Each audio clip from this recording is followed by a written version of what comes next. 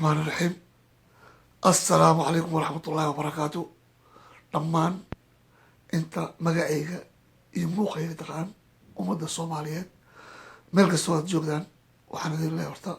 اما وقت كستو عدين تاي مرلبات. السلام عليكم ورحمة الله وبركاته. ما انتو حمصوفة فديستي انا قوة الفنان محمد معلو نور برنامج aan rabaa ummadda soomaaliyeed inay ila wadaagdo oo aad iyo aad u xanuun badan anoo faahfaahina idin gelin horta marka hore ku soo dhawaada dhacdadan xanuunka badan. wiil dhalinyaro ah oo lixaadkiisa ku waayay qaraxii dhowaan ka dhacay maqaayadda lul yemen ee magaalada muqdisho ayaa shacabka soomaaliyeed ka dalbaday in loo muujiyo garab istaag sida warkan uu ku faahfaahinayo wariyahayaga Ismaaciil Aadan Bariise. shalay gacmihii way dhamaystirnaayeen waa shaqaysanayeen macallin iskuul noo ahaa gale macallin iskuul ahaa gale mootan ku shaqaysahay alxamdulillah. mid ka mid ah gacmihiisa ayuu ku waayay Xamza qaraxii ka dhacay maqaayadda lul yemen xilli uu ku guda jiray shaqada wadida mooto bajaajta. koorsa waxaan soo qaaday lambar 4 koorsadeen soo qaaday lambar 4 aan keenay kadib xamaruunan laga celiyay mootooyinka wala celinay maqrabkii mootooyinka hal laabta la yiri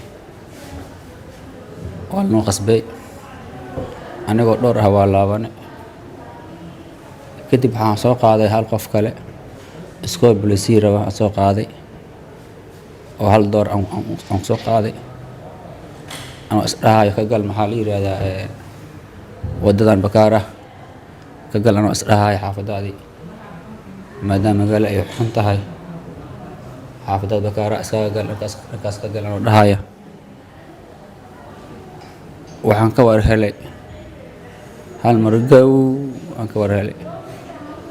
madaxyo dhahay hal saac laba saac meesha aan oolay dadkii tirada ay ka bateen bira meelaha ay galgalay baala igu soo dhacay alxamdulillah. saacada lagu la'aa geeri iyo nolol Xamza waxaa laga helay dhaawiciisa isbitaal Madiina halkaasi oo ay geeyeen gaadiidka gurmudka degdega ah ee Amiin Ambulance. waxaa la igu dhahay wiilkaada waa xaalay ma soo hooyinin ee gabadha qabo sidaas ay ii sheegtay ee si camal qaraxna waa dhacay bajaajidii asiga wadi waa isku ka kaduudatay wuu dhintay ay dhahday marka sidaas darteed anigana waxaan dhahay nimcada Ilaahay ma laga qoorsanaaye hala baaro dad waa la aruurinaa waa la xirxiraa dadna yaani ma taqaana dhaawac ay naqanayaan isbitaal la geynaa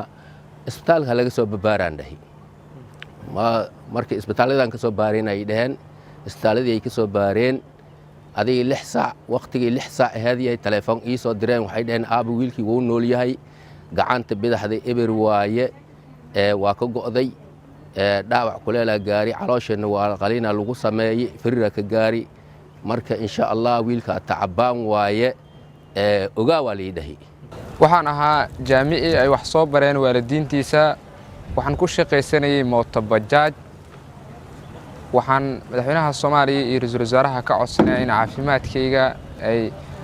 igala shaqeeyaan isla markaana ay il goori ugu fiiriyaan waxa sidaas yiri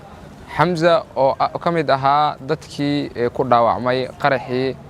ka dhacay maqaayadda lul yemen ee magaalada Muqdisho. Xamza waxa uu ahaa aabaha 7 caruur ah iyo hooyadii aabihi ayuu mooto bajaaj ugu xamaali jiray balse qadarta waxa uu la kulmay qaraxii. madaxweynaha waxaan ka codsan lahaa caafimaadkayga inuu ka fikiro rooble asaga waxaan ku codsan lahaa si ay caafimaadkayga uga dadaalaan. shalay gacmihii way dhamaystirnaayeen waa shaqaysanayeen macallin iskuul noo ahaa gale macallin iskuul ahaa gale mootan ku shaqaysahay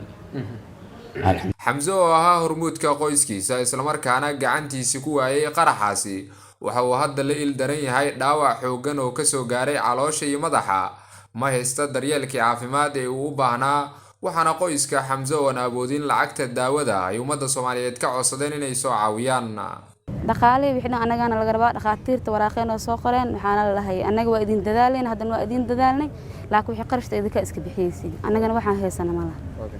waxaan ka codsadaa walaalaha muslixiin oo maxaa la lahay inayna caawiyaan waxaan haysana ma lahan caawinaada weydiisayna haa waa leeyahay 8 eber 7 44 Ismaaciil Aadan Bariise, telefishinka Soomaali Cable, magaalada Muqdisho. tan koowaad horta Xamse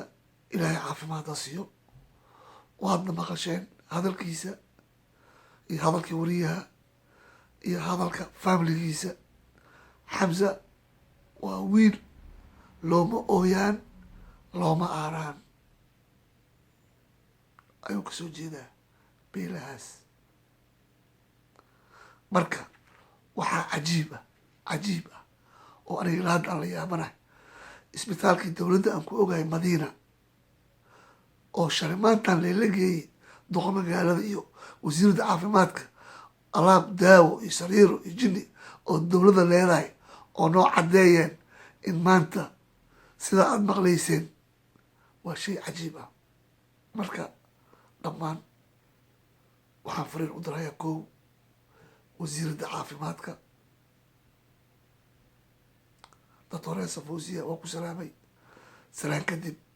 fadlan arrimahan oo kale dowladdeena iyo ummaddeena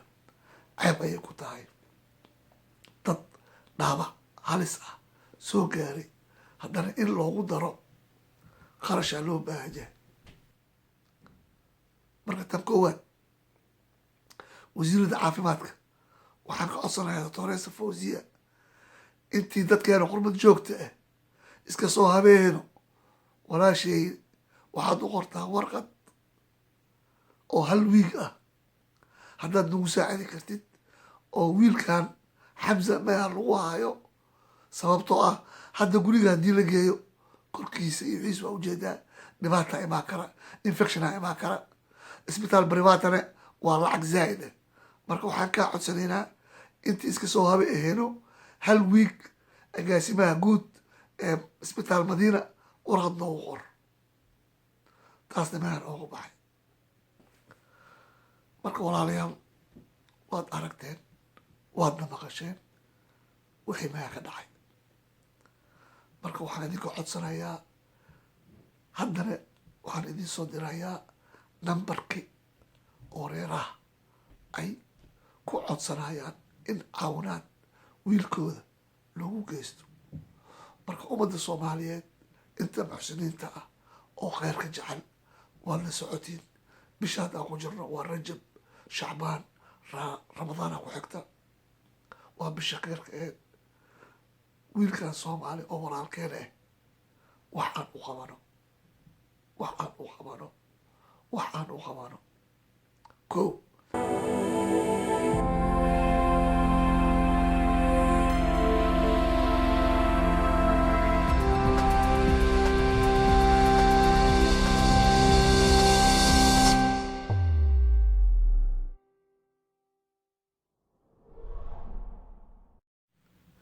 marka waxaan rabaa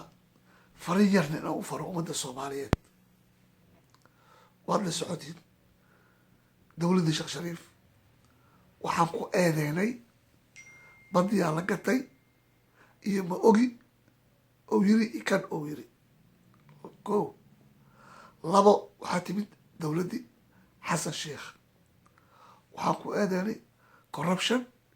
iyo wuxuu yiri ciidanka haddaadan $100 qaadaleen iska bax. cajalad waa taala waa run. waxaa kuu soo hori dowladdeena oo hadda taagan oo xilligeeda dhamaaday waxay ku soo gashay haddaan jidka aan furi waayey haddaan kan aan samey waayey baabuurkaan dabada qabanaa waa baxaa. waxaa nasiib dara ah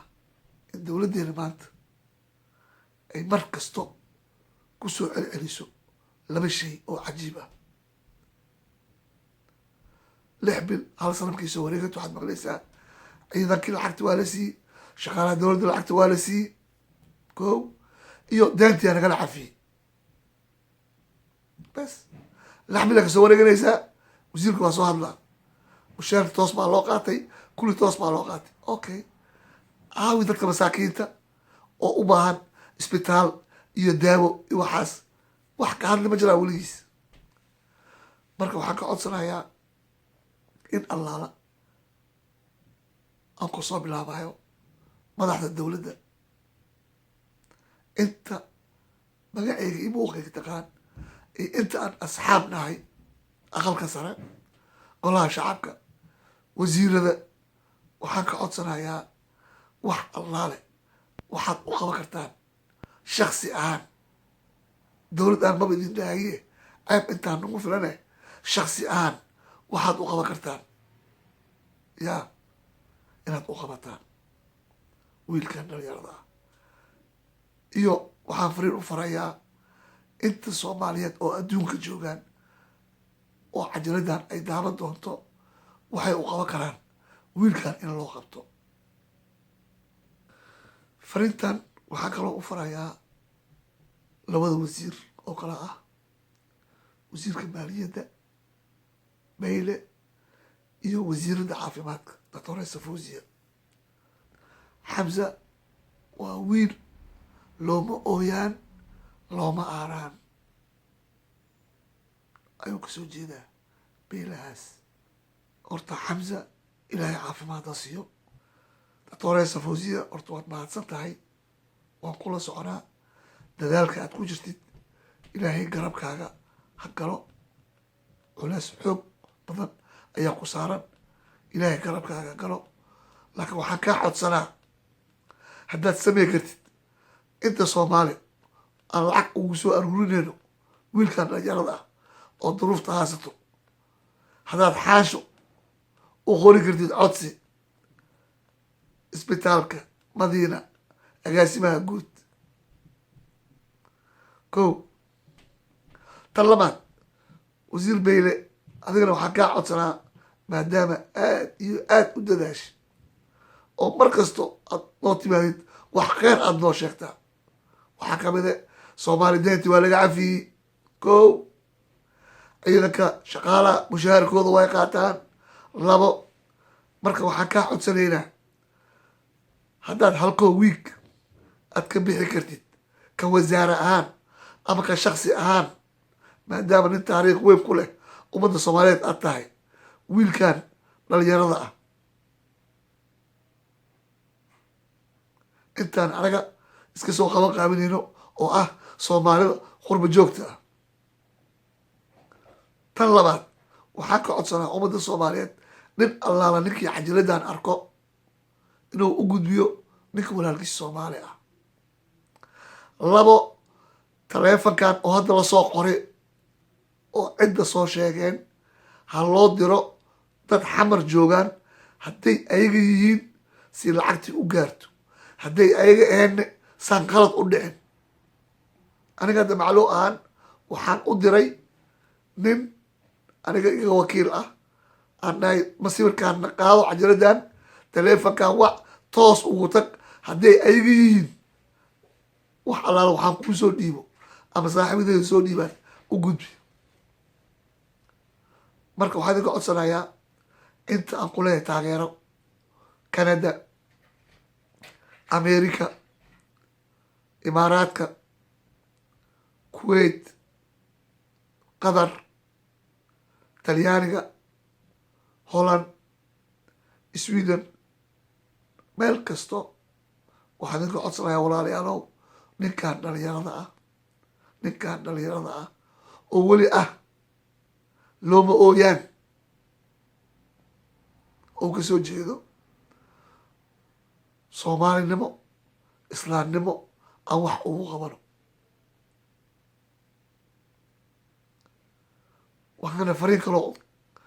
waxaana fariin kaloo u dirayaa profesorka oo fanaaniinta ay u bixiyeen acombe two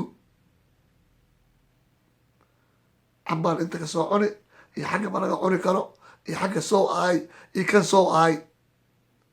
cumri dhamaada ceebma lagu sawootiyo meel kasta waad ka hadashi dadka waa ka qosolsiisi laakiin maanta waxaad qaba lahayd aan rabnaa inaan aragno wabilaahi towfiiq